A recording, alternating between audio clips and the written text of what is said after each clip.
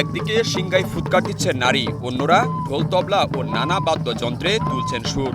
রীতি অনুযায়ী বিভিন্ন কিছু দিয়ে সজ্জিত কাঠের রঙিন দণ্ড নিয়েও এসেছেন কেউ কেউ। বৈচিত্র্যময় এই আয়োজন পূর্বপুরুষদের স্মরণে।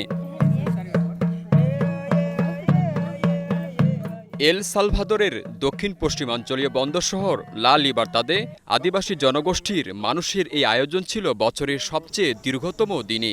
রীতি অনুযায়ী পালন করেন গ্রীষ্মকালীন এই স্মরণোৎসব।